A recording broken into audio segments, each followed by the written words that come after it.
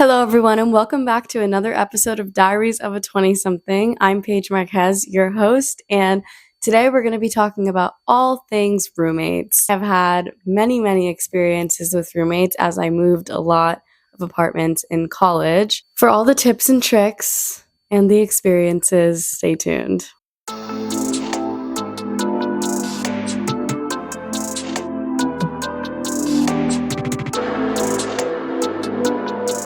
So, having roommates in our 20s is a very common experience, I think, and even a little bit before your 20s in college. I feel like I always hear the same challenges being talked about, when it comes to boundaries, cleanliness, and loudness, etc. So, I really wanted to film this episode as I feel it will be relevant for a lot of people.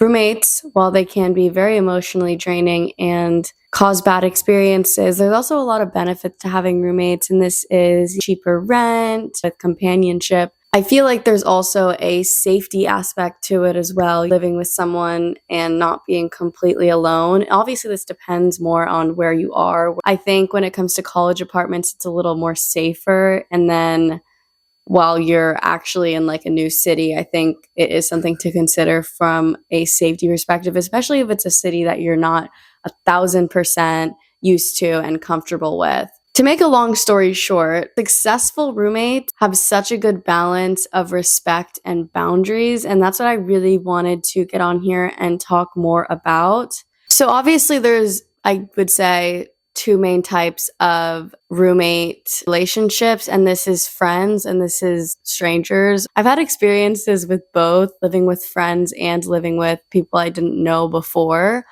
And I will say, like, from a stranger perspective, I have had better living experiences.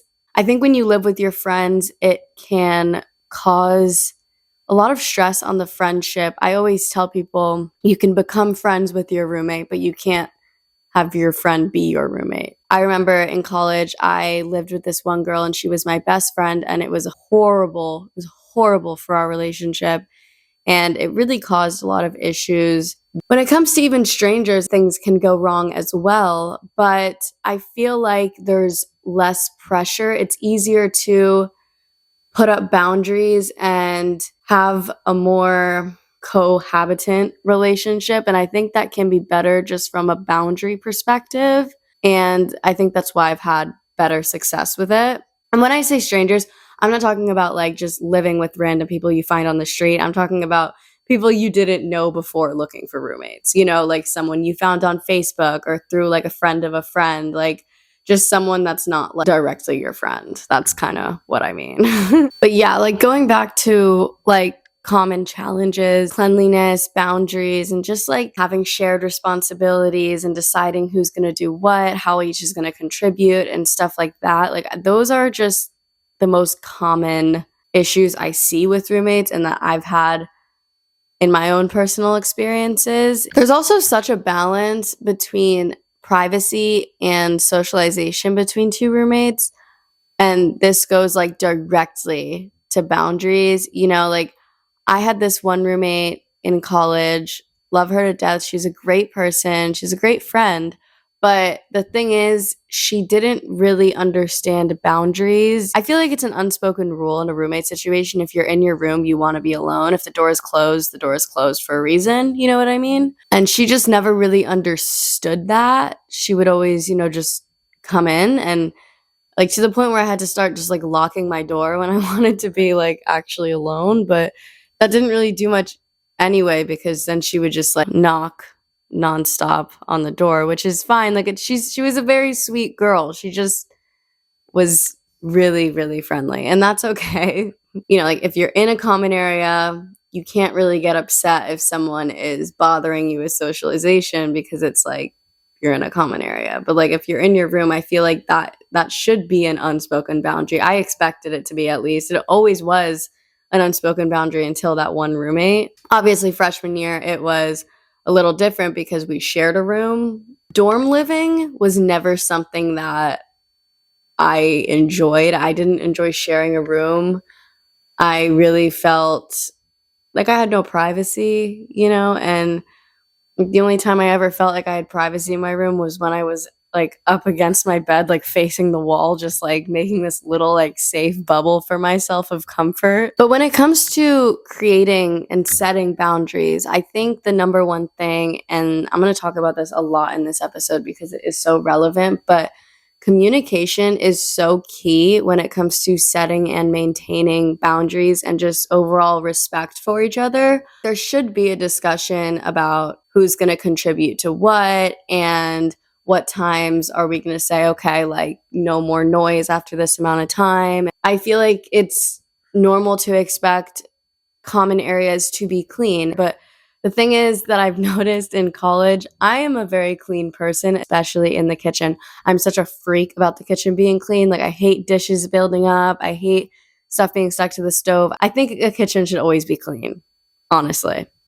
And what you will notice when you're living with roommates in college, especially, is people's idea of clean is very different from yours. Like, the word clean is relative. You know what I mean? So, like, now, and like even like later in college when I would be looking for roommates, I'm a freak level clean person in the kitchen. Almost like an OCD, compulsive cleaning kind of person in the kitchen. I'm just a freak about it. Communication is just so key when it comes to creating an environment where both of you feel comfortable and respected and just overall happy. Because if the place that you live is not a healthy environment for you, it really does mess you up because there's like no place to go. You know, you don't like being home anymore, and then it's like a big problem. But even when it comes to boundaries are crossed, anything regarding like conflict resolution, communication is key. For me, I know I've mentioned this before in other episodes. Like, I'm a person that lets things build up and then it turns into such an extreme reaction over nothing later. But like, it's just not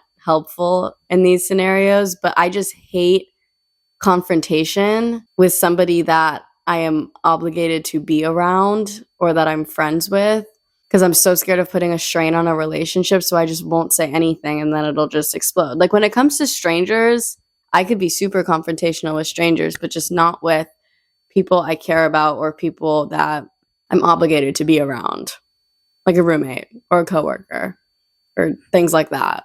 But I think when it comes to communication as well, it's good that you guys would have like a strategy, just like being able to have moments where you can check in with them. Like, I remember with one of my roommates in college, this was actually like my healthiest roommate situation ever. There were 4 of us, and every month we would have dinner together and just like talk about things over the month that bothered us and things over the month that we knew that we messed up on and we knew that we could have done better. And that was like the best thing. Like, that was so beneficial for all of our well-beings, and it really did help not only create an environment where we all felt like heard and happy, but it really did improve our living situations. You know, I think it really did increase the amount of respect that we had for one another. And I would recommend that to everybody. I mean, in all my other roommate situations, we never did like check-ins and stuff. And I think it would have been really beneficial if we did. Not that all my roommate situations were bad. They weren't. There was really just 2 that were bad.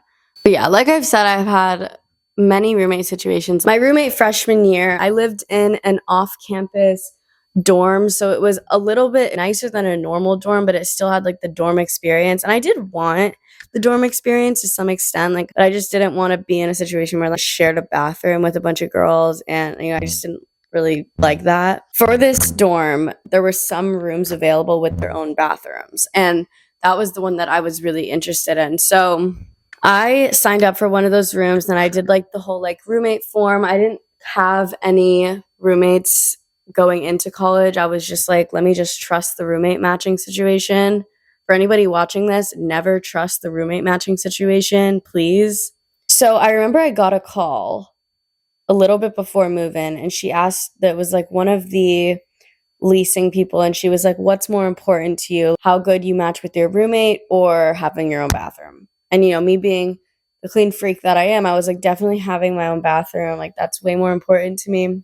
And she was like, okay. I definitely should have thought that through more, because nothing wrong with my roommate I had freshman year, but when I tell you we were polar opposite people. I was very social. I liked to go out. I liked to, just like have fun and stuff. She was very reserved. She didn't like it. And like, I feel like we could have done fine as roommates if we didn't share a room, but there was nothing really wrong with my roommate. It was really her mother that was my main issue.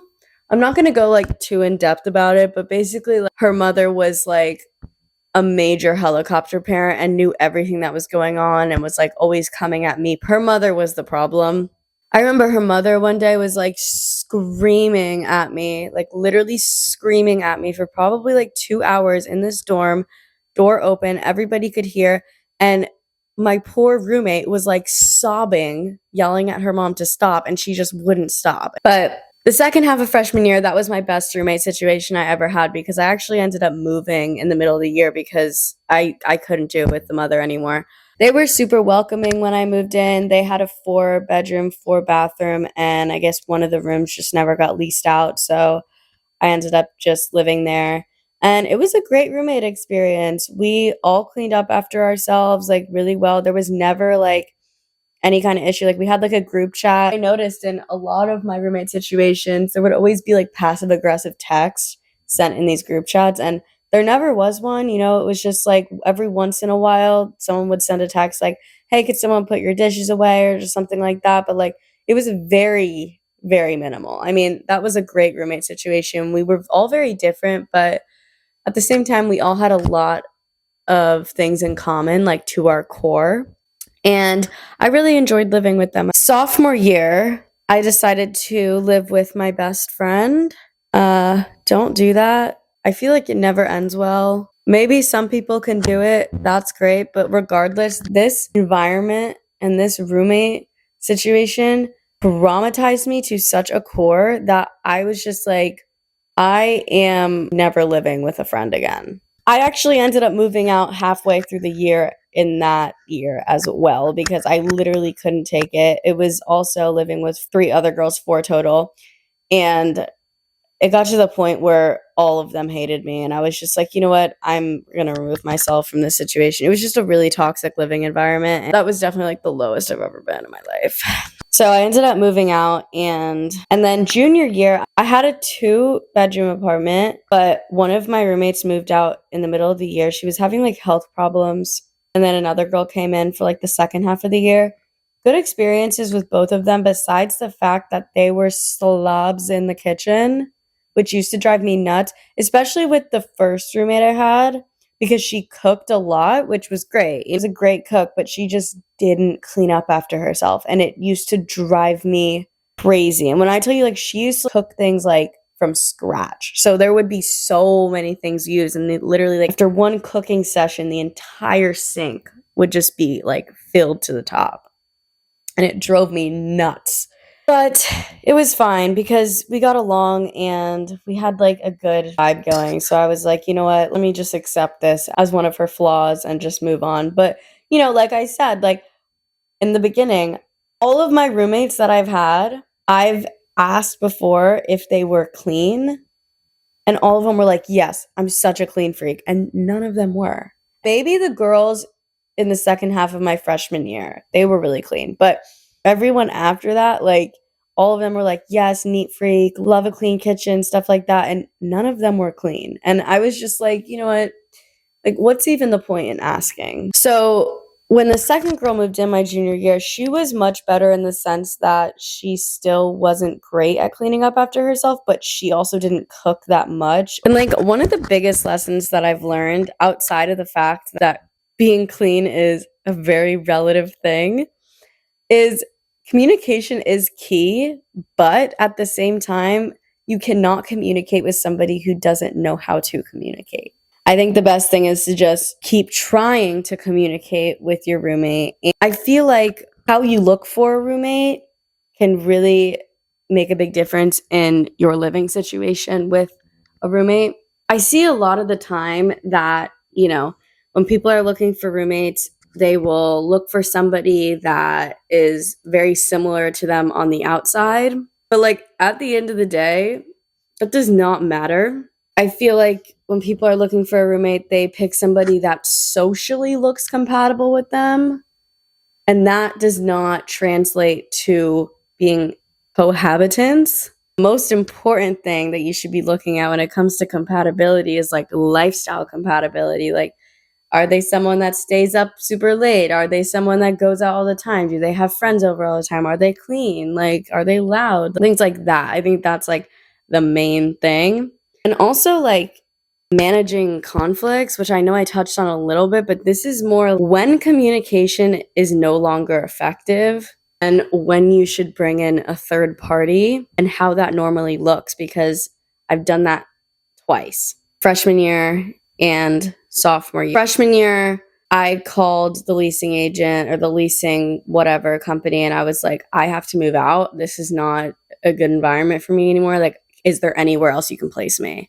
And they actually really sympathized with me because apparently they were already having issues with the mother, like calling and complaining about every little thing. So they were really happy to replace me. They were like, we totally understand. Like, we know who you're dealing with. And so, like, that was like a very easy process. But the second time, one of my roommate's mothers was the landlord, and that was a little bit messier. But she did let me out of the lease, and I was very grateful for that because I just couldn't do it anymore. But like a lot of times in college apartments, if you just kind of tell them this isn't a situation that they are not trained for. I worked in a college apartment building and we were dealing with roommate situations all the time. Like, that is what they're there for. If you're having a roommate situation that is really that bad, talk to your apartment complex and just see what they can do.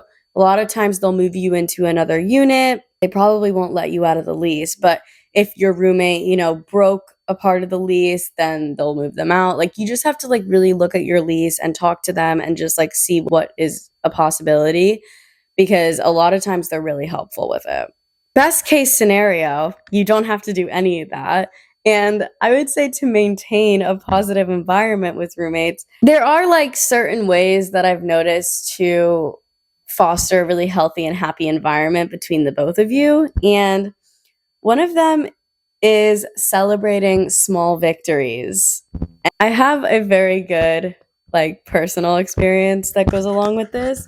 With the second roommate I had junior year, she knew that my mental health was directly related to how clean the environment I'm living in is. So she was very aware of that, and like she tried. You know what I mean? Like, she really did try to remember and try to, always make sure that she was like stepping up and doing better. And I really appreciated that, and I verbalized that to her a lot. And I did notice by doing that, she did get a lot better. And a lot of times, like, things can just be talked about in a little conversation, like the monthly check-ins I did with my other roommates. Like, I think that is more important when like the more people you're living with. I think when it's just like one other person, it's a little different. But if you're living with 3 other girls, I think it's definitely a very beneficial thing to have like a monthly designated kind of check-in. But always be so appreciative to her when she would clean. I'd be like, oh my God, thank you so much. Like, and she would be like, no problem. No, actually, like, she started doing it more. And I think like by being appreciative, and I hate the way this is going to sound because it sounds like I'm almost like mothering her in a way, but I was older than her. And almost like positive reinforcement rather than negative. Instead of like complaining when she wouldn't clean up after herself, I would just be like, oh my God, thank you so much when she did. But like, all in all, roommate situations can be hard and they can be good. But I think just considering all of these things really goes into creating an environment where everybody feels heard and respected. I think what it really comes down to is boundaries and respect and communication. Those 3 things, if you can nail those 3 things with your roommate or your friend that you decide to live with, I just wouldn't recommend living with a friend. I've just seen it go wrong so many times.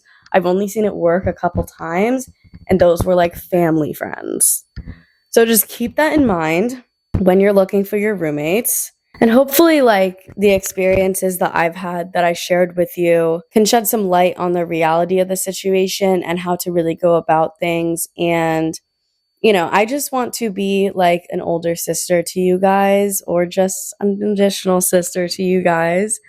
We all have individual experiences, and I think that they're all. Oh, thank you guys so much for tuning in. This was Diaries of a 20 something, episode 10. I cannot believe that we are at 10 episodes. Two things before I actually sign off. I want to make a little announcement to you guys that has been in the works for a couple weeks now. The next episode will not be here because I am moving to Hoboken and I'm really excited. I'm literally ecstatic. I don't exactly have a place yet, but I'm working on it and I will probably be staying with my grandpa until I find a place.